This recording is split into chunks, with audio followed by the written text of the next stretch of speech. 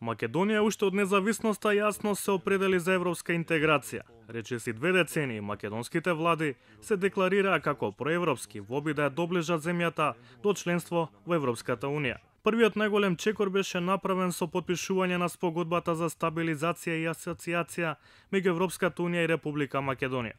Одлуката беше донесена само 1 месец откако започна војниот конфликт. Свеченоста на потпишувањето се одржа на 9 април 2001 година во Луксембург, а договорот стапи на сила на 1 април, 3 години по ратификацијата. Но потпишувањето на договорот не го спречи конфликтот. На Македонија и треба уште 3 години по примирието и рамковниот договор за да се врати во европски колосек. Веќе од 2004 година се прават посериозни чекори со поднесување на апликацијата за членство во Европската унија. За жал, првиот обид на премиерот Бранко Црвенковски тоа да го стори на 26 февруари не се случи, откако авионот со македонската делегација беше вратен од половина пат кон Давлин по веста за трагичното загинување на председателот Борис Трајковски. Црвенковски мораше повтор пат да отпатува во Ирска за да ја предаде апликацијата на премиерот Јахер. Македонија е мирна, стабилна, безбедна држава, држава во која што се гарантира демократските права, држава во која што функционира правниот поредок, држава која прави реформи кон пазарна економија, држава која што се справи со меѓуетничките предизвици на еден оригинален и би рекол за другите пример како треба се постапува начин и врз основа на огромната волја, желба и консензуална определба на сите граѓани на нашата држава. На 1 октомври истата година, председателот на Европската комисија Романо Проди го донесе Европскиот прашалник во Скопје. Is the first formal step, concrete step. This is why it's so important. And clearly this does not mean that the opening of the negotiation is given for granted. Being member of the Union, being member of the same family. And cannot be surprising that we specific ourselves who we are and what we are doing.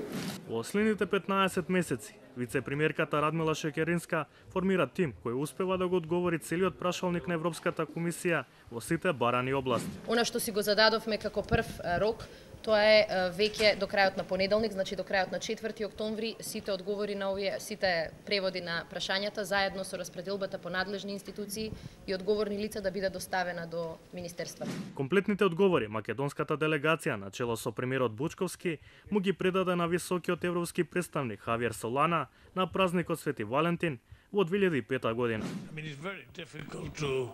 At this point in time, when we are at the beginning of 2005, to talk about exact date in which that process can be concluded, the process you have mentioned.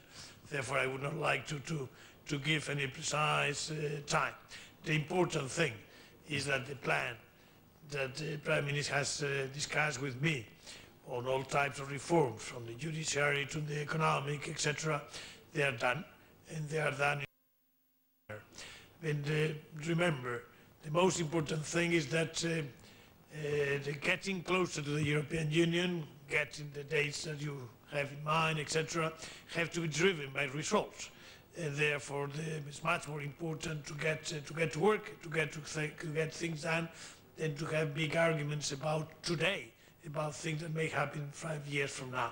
Брисел по успешното одговарање на ЕУ прашалникот ја награди Македонија со кандидатски статус кон крајот на 2005 година. Според мене и врз основа на нашите проценки направен е значаен прогрес во мерките за децентрализација и се надевам дека тој ќе продолжи и во следните месеци. Сакам да додадам дека од големо значење е реформата на судството, особено во борбата против корупцијата и организираниот криминал, што исто така е мощен важен предуслов за директни странски инвестиции и економски развој во земјата, кој во моментов недостасува. Во Скопје се прославува овој успех, но потоа следува период на најдолго чекање на една земја кандидат за да добие датум за пристапни преговори. Во извештајот на Европската комисија во 2009 година, Македонија ја доби првата препорака за почеток на преговорите. Таа беше повторувана 6 пати поред, но Грција е најголемата пречка за напредокот на Македонија. По бројните блокади Европската комисија бара начин да ја даде ветер во грб на Македонија и по иницијатива на еврокомесарот за проширување Штефан Филе стартува предпристапниот диалог на високо ниво со Скопје, но тој не донесе никаков напредок. Светла точка во овој долг процес беше визната либерализација на крајот на 2009 година.